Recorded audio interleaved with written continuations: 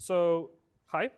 I want to welcome you on my talk, Compiler First Development, a fresh take on Scala in IntelliJ. So, we have to have a very fast pace, so let me quickly introduce myself. I work at VirtusLab. We are a company behind Scala 3, like Lightband was a company for Scala 2. And also, we are expert at tooling. So if you have enormous code base, for example, and you are thinking about migrating to Bazel, you can let us know. We can help you with that.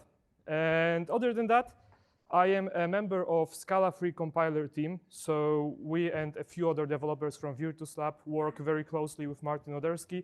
And together we create the best compiler we can. Yeah, that's this part. I also wrote some IntelliJ plugins before. I wrote some Scala.js because I also maintain Scasti, which is online playground for Scala. I also contributed to Metals, and I also did some backend work. So I did a lot of stuff, but mostly I work on tooling. And yeah, let's start. Right now, you can see Scasti. Scasti, very simple snippet, just println with some hello paramount and a completion, which just works.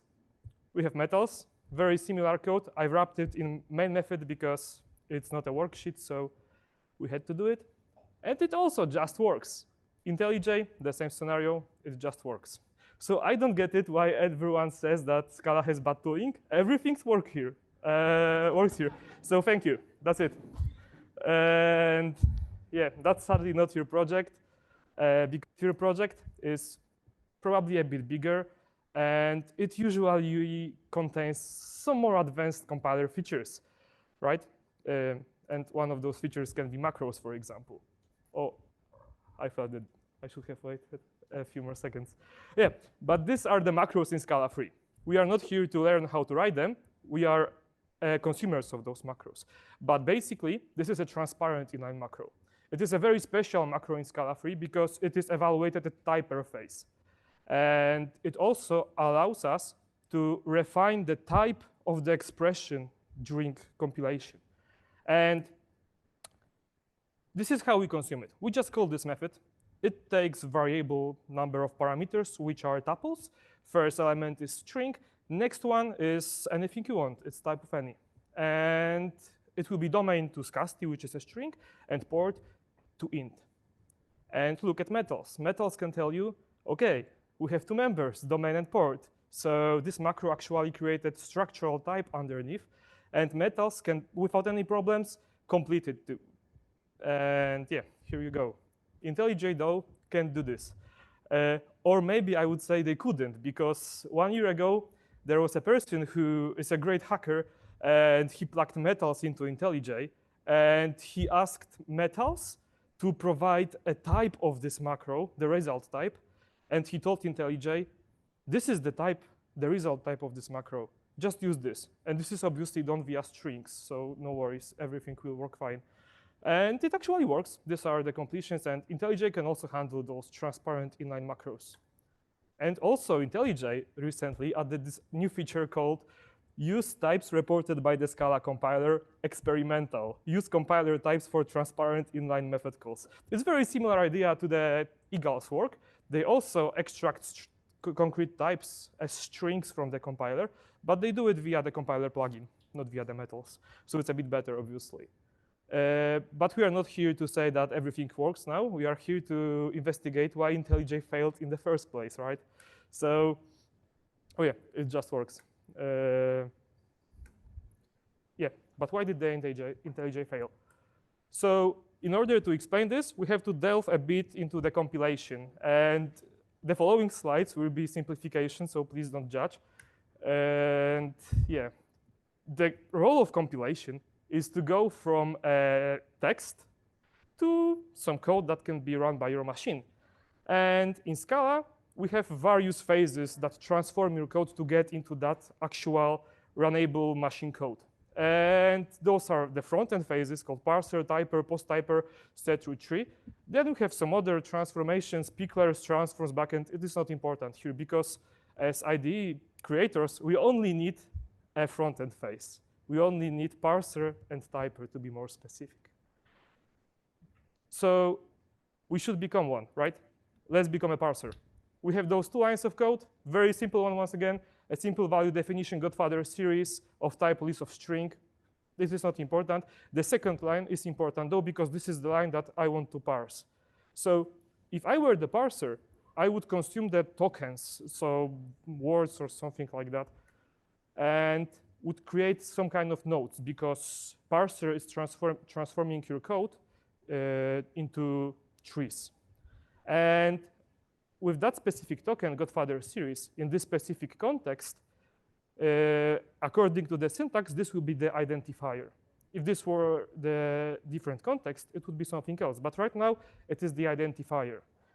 So next step would be consuming the next token. So it would be .head. And dot here suggests that we are expecting something different than identifier. It will be a selection. We want to select a member from a qualifier. And that's it. We have parsed this code. 2 lines, very simple. So we should make it a bit harder. Let's make a get 0. Very similar output, but a different code. So let's replace the calls to get, and let's consume the next token. And the next token are the parentheses with 0. So parentheses here, once again, suggests the parser, OK, we are trying to apply something to some arguments. And that's how we get the apply node. And apply node takes a function and arguments. And argument here is a 0, which is a literal. And that's it. We have parsed a more complicated snippet. So now let's have some real fun. Let's become a typer. So it will be a Scala typer, by the way. So we will start at the root node. And this root node is the apply.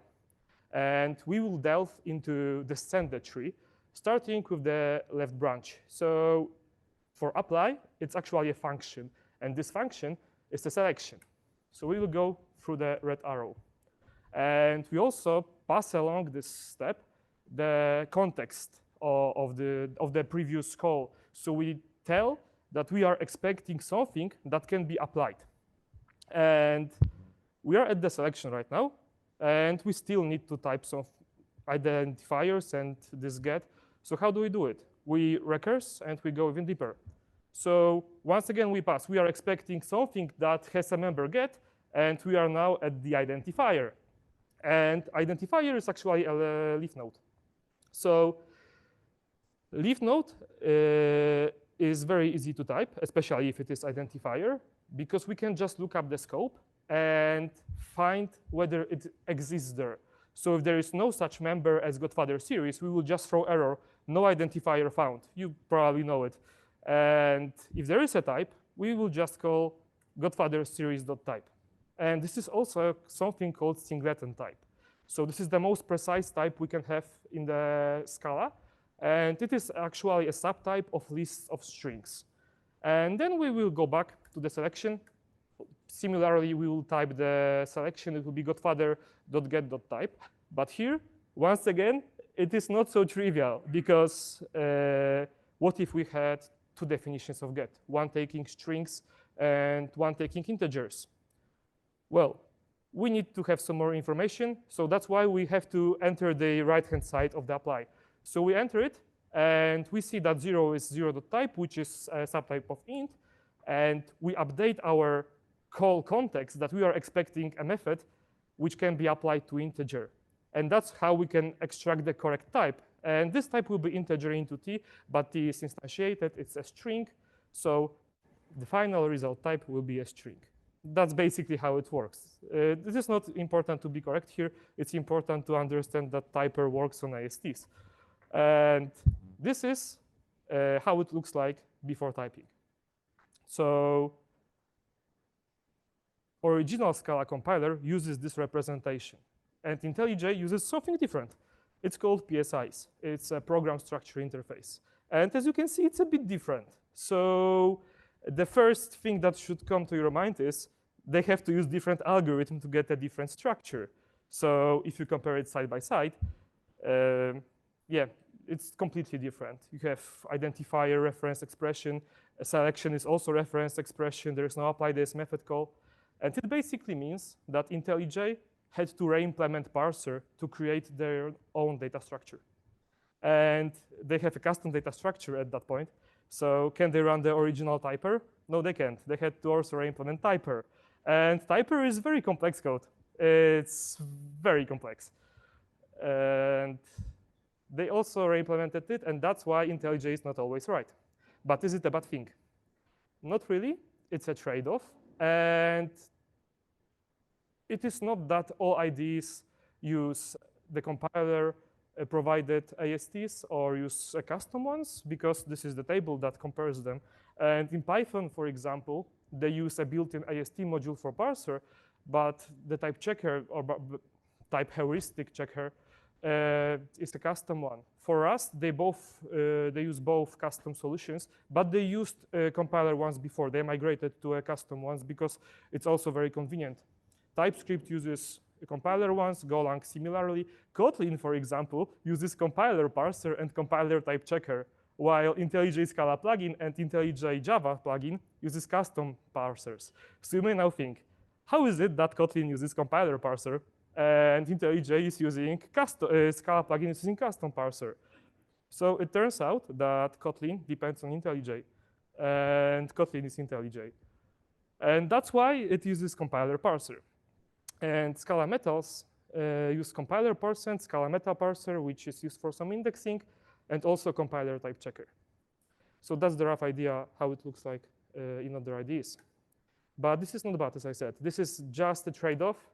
And if I were to put IntelliJ and metals on this chart where you have error recovery and correctness, IntelliJ would be somewhere here.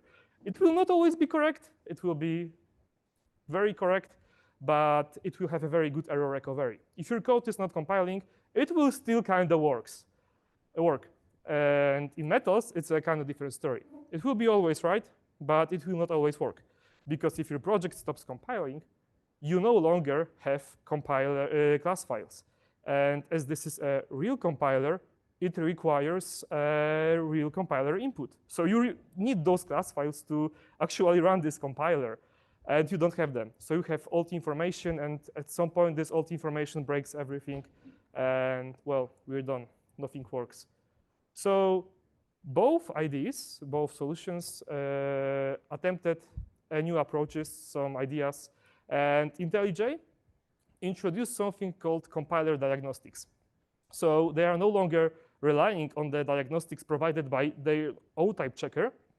They instead call build2 to tell them, and build2 uses real compiler to tell them that diagnostics, right, to report them to you. And they also have this typestrom compiler, which I showed before. It also works and made it a bit better. So moved a bit to the right. And with metals, we also had some very good ideas. So Scala 3, I will be talking about Scala 3 mostly, sorry. Scala 3 has a second compiler output, compilation output, and this is called a tasty file. So tasty is a serialized form of this abstract syntax tree, which you have seen a few slides ago. And it also includes all information about the types of those trees. So tasty format is enough to replace class files. You no longer need them to compile. You need them to run the code, obviously. But to compile, they are no longer necessary. And we have changed a compiler to actually dump them to the disk even when your code is not compiling. And we call this best effort compilation. So we are no longer in the state that we have no information for the compilation. We will dump some partially correct, more or less stuff to your disk. We just need to read it instead of usual class files. And it also allowed us to move a bit higher. But yeah, that's it. But what if metals could help IntelliJ and IntelliJ could help metals? I see such reality, and I'm drinking to not all features require typer, but those that do, they really need to have concrete types. We saw it before with this type config macro. The type wasn't correct, you got no results at all. It was any. And such features are completions, hovers, signature helps, but other features are not so reliant on correctly typed code. For example, go to definition. It is not so important to have correct types here. because we want to find the definition of the type. Find usages is the another one. And IntelliJ is very good at this, to be honest. So I did a thing. I basically, sorry, it's not me. Someone plugged metals into IntelliJ, and it worked, but they lost a Java interoperability because of that. It's a metal server running in your system, and IntelliJ communicates with it. And it is done via this LSP for IntelliJ plugin. And it will work, but you are losing Java interop. And also, this has a very big overhead because IntelliJ is the second tool on your computer in terms of resource usage, and just after the metals. So running two of them together, well, good luck. And yeah, now I will change the context a bit. Trust me, it will make all sense in a few seconds. I will come back to the first slides with those very, very easy snippets. What if I told you that all of those snippets are actually the same? The first one is casti. The first one is casti. Second one is metals, and below we have the type-safe config with metals and type-safe config with IntelliJ, and all of them share the same backend. All of them is provided by the real actual compiler. So it is done because this backend is something called Scala Free Presentation Compiler, which is emitted as extra artifact when we release a new compiler version. And it has various methods, but the idea of it is we just provide it with the class files and some inputs, and it will give you the completions, for example. So metals use it, Scasti uses it, and my new IntelliJ plugin will use it. So this is the API. This is the method complete for completions. It takes offset params. Offset params are the file, string context of the file, and the offset. The offset is cursor position. We need to know where we are. And it returns a completable feature with a completion list. And this completion list is actually a symbol from LSP4j, from LSP protocol, which is a language server protocol. It was created by Microsoft when they introduced VS Code with TypeScript, and it was created after that. So completion is one of the example. Hover is another one, very similar. Offset params, optional hover signature, signature help. Yeah, it is all very similar, not important here. But let's now create a plugin. So I told you that I did a lot of stuff with VirtusLab, so I also know how to create plugins for some reason. And let's abuse this. So each Scala project has to start with some build definition. And IntelliJ plugins are either a Gradle defined or SBT defined, because Scala plugin is written in Scala, and they had created this SBT IDEA plugin. So we will be using the latest Scala version, because why not? And we will also tell and define that we depend on IntelliJ Java and IntelliJ Scala plugin. So it's not like a new standalone thing. We still want to have the original Scala plugin present. And we also want to add this presentation compiler, because we will also use it. And now we have to think, how can we use presentation compiler to actually show something in your IDE? So IntelliJ has LSP support, but sadly, it is hidden behind a paywall. So you need a paid version of IntelliJ. That's not very nice, but luckily, awesome people from Red Hat created LSP for IntelliJ, which we have seen a few seconds ago. And it is free, and it implements almost the full protocol. So let's use it. And this is the screenshot from the shop. You have to just download it from the IntelliJ plugin workshop. And wait, you can see my screen. That's not important. I thought this is a full screen. This is not. It is LSP client compatible with all flavors of IntelliJ. So no matter whether you're using IntelliJ or some PyCharm, it will work. And then another part that is required for all IntelliJ IDEA plugins is plugin.xml. And this is actually how IntelliJ can read and understand what you have done to IntelliJ. So we tell it, we depend on those few different plugins, and Then we have to copy some stuff from LSP for IntelliJ documentation and basically tell IntelliJ we are writing a server for Scala language. That's it. And next part would be the actual implementation of the language server. So it has to extend LSP4J protocol or LSP protocol to communicate with, and few various other stuff. So we will implement it right now. IntelliJ helped me with this to find all required members, and those are initialize, shutdown, exit, get text document service, get workspace service, did open, did change, blah, blah, blah, and connect. And this is quite a lot of methods, but few of them are very easily implemented. So let's ignore exit. Let's say that get text document service and get workspace service returns actually this because we extended a few lines above. And also let's ignore did change configuration and did change watched files. So we are left with few other ones which are a bit more important. And next step would be to implement connect. We just create a var, my client, which is uninitialized, and then we assign it when something connects to it. And then we can implement the rest of the methods. So we create presentation compiler, and we just call the same methods as IntelliJ, as LSP requires.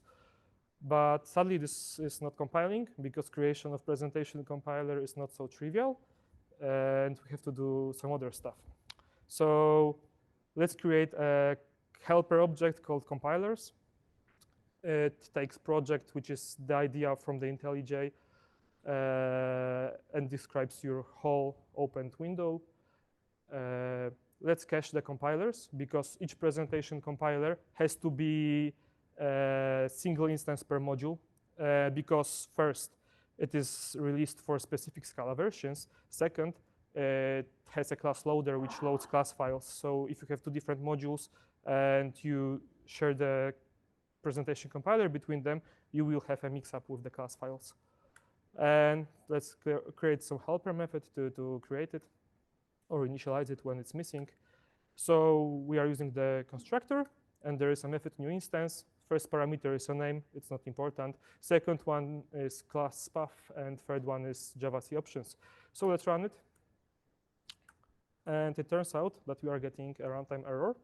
We are missing Scala libraries from the class path. And how can we get them from IntelliJ? And this is the moment that IntelliJ plugin, Scala plugin does the work for us. So we extract this order enumerator and do some magic on it. I don't know what it actually does, but it returns you something like this. Library dependencies, which is a Scala 2 library and Scala 3 library, and also module dependencies. And what's important here is that module dependencies point it to a target directory and classes directory. So how do we get classes? This is IntelliJ. IntelliJ does not have a backend phase because it has custom PSIs. They don't implement backend. They just implement a parser and typer. So how can we get them? So one thing that we could do would be to run sbete or meal or any other build tool on a CLI and just say to compile it. But that would be very, very bad. We could create some integration via BSP, but that is also not so trivial. So luckily, IntelliJ did this work for us by providing us with error highlighting provided by the compiler, because underneath, it actually uses BSP to give you those compiler diagnostics. And that's how, by a side effect, it creates class files, and we are using them. So we are not, we don't need to implement anything extra. It will just work. And this is the BSP. It basically allows us to communicate between various build tools and various editors. So we can go back to the Scala language server implementation, implement it correctly, and nothing special here. And we are almost done. We have initialize method remaining. And initialize is a very specific method because it is used to communicate to the client which capabilities are actually implemented in the language server. So right now there is none. We want to tell IntelliJ, okay, we are implementing completions right now, so we have to implement it, and let's do it. And basically that's it. We have to say new initialize result with completion provider true, And then we call our presentation compiler. We call method complete, and we're done. And here you go. This is Scala 3.6.4 with an experimental feature enabled called close interleaving. It allows you to mix up the parameters and type parameters in a single method. And you can see IntelliJ sees an error here, but metals still, or not metals, but presentation compiler still managed to find the correct type because it actually is a true Scala compiler. And this feature is implemented in the true Scala compiler, so it has to work. And is that it? Was it that simple? Well, not kind of. We have one more thing to do. So there is no completions for symbols out of the scope. And this is a very important feature for me personally. I love to have it. So here we wanted, obviously, this buffer. And we have to integrate something called symbol index. So presentation compiler implements a language server protocol, but it also exposes symbol search. And symbol search is an interface to extract more information about it. And we use it for documentation, for finding definitions, for searching the symbols given some query. This is what is used for completions. And search methods, yeah, nothing crazy here. But the consumer of this is actually a symbol search visitor. So symbol search visitor has few methods. It says should visit package, visit class file, visit workspace symbol. This is important method, and it's cancelled. So let's just minimize this snippet and have the minimal implementation. This is symbol search visitor with visit workspace symbol, and let's implement the completion support. So in order to do this, we want to do something like that. IntelliJ cache, let's get all symbols for this query, and then let's visit it. But the issue, there is a small issue here, because we expect a string here, and we are providing it with PSI elements. And PSI elements are part of PSI structure, so internal IntelliJ representation. But the symbol that is expected is semantic DB symbol. So what is semantic DB? Semantic DB is a serialized symbol. It is also output of the compiler if you enable it via the flag. And it allows us to find definitions very quickly. So your code creates a symbol table. For example, there's object test, which has a symbol empty package test. There is definition of method main with definition of main and args as the parameters. And it also holds the references to all the occurrences of the symbols. So we can easily find all references of symbols. So we have this semantic DB symbol. And we somehow need to go from IntelliJ symbol into this semantic DB symbol. But this is actually a PSI element. And then we need to somehow make it a compiler internal symbol. But it is actually done automatically by presentation compiler. So we just need to do the first part. And this is not super easy, but it is possible via ChatGPT. So I asked him to do it. It will work only for classes, obviously, because it's not so smart. But it does work. So let's go with it. It just replaces dots with slashes. And implement it even further. So our cache will require access to the internal IntelliJ indexes. It also requires to know what scope should we search. And this is our method to implement. So we ignore queries which are too short because this is actually quite expensive. And then we ask cache to get all class names. And we filtered only those that match our query. Then we try to extract those classes by name. And then we convert them to semantic DB symbols. And finally, we can run it with correct types this time via the visitor. And now we have to plug it to Scala presentation compiler. And this is done very easily. We just access the cache. It's PSI shortname cache get instance. We create scope. We want module and all dependencies and libraries. And we instantiate it.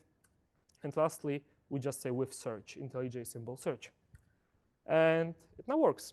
Without any issues, we have completions for this buffer, which is out of the scope. And this information is provided to us from the IntelliJ indices, not from the metals, nothing here. It's just presentation compiler, the backend for the completions, and IntelliJ indices. So they are integrated together. And the original example also works without any issues. So we can access domain, port. I just wanted to point out that I didn't break it. And we are almost done. Let's implement the rest of those features. So signature help, hover. Yeah, that's it. They are implemented. Everything works. And this is the API of what we can do here. So presentation compiler exposes semantic tokens. Semantic tokens are kind of smart highlighting. It can differentiate between variables and values. It's basically a better syntax highlighting. Completion item resolve is documentation for a completion. Signature help is parameter help when you open the parentheses. Hover is hover, rename is rename, definition, type definition. Document highlight is highlighting the symbol, all the symbols that are the same symbols. I don't know if that's clear. If not, yeah, you can Google it up. We can also get auto imports, implement all abstract members, insert infer type, inline value, extract method, convert to named arguments, and did change, which actually provides you a diagnostics. So you can have not only a BSP diagnostics, but you can use a real compiler to provide with real diagnostics real time, because you no longer have to wait for a full compilation to pass. You compile the code on every key press because you need to compile code for completions. So it's very, very fast. And yeah, there's also some selection range. That's the API. We can implement everything that is here, or we can implement even more if we want. And that's it. We have integrated IntelliJ with metals, with presentation compiler, call it how you want it. And you can find my slides here. And just find /Rochala. That should be easy enough. Or make a screenshot. And if you want to have this project in your IDE, you should start this, because it's empty project, by the way. But if you start it, I will know that someone wants this. So yeah, thank you. Do you have any questions?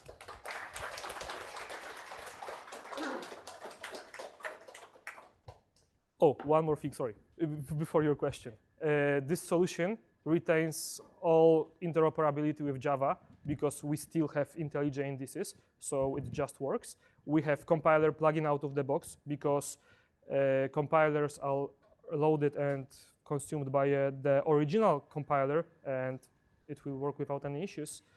And yeah, that's it. Yeah, sorry, your question. I never heard of the presentation compiler at all. Is that something which has some of the cases of the compiler removed, in a sense that it's not a full-blown Scala compiler as such? Yes, yes. So in order, Scala compiler is fast, but not super fast. And it's because there are a lot of phases in it which transform the code. So presentation compiler runs only the front-end phases. So parser and typer, nothing more. But you can add more. There is but there are issues because why not to do it? But you can do it. The reason is the more phases you add, and the more phases after the typer, the more they transform the code. And with IDE support, you want to stay as close to the source code as you can. Because if you inline something, you lose information. If you desugar something, you lose information. And you don't want this. Is this something which is used in Bloop or somewhere no, like that? Bloop is using the normal compiler. Oh, yeah. full one, okay. Thank you. Yeah, freezing, yeah. Because we don't use backend. Backend is only on the normal compiler, right?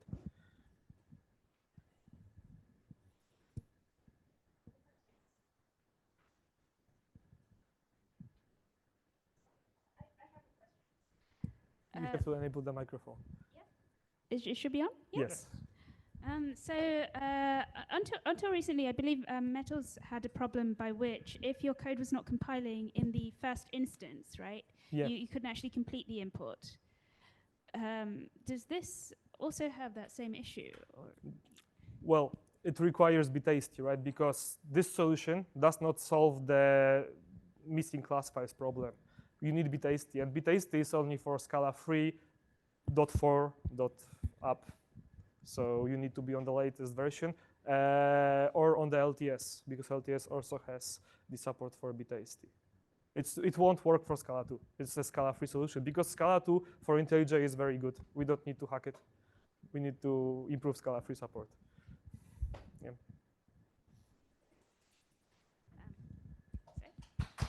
Thank you.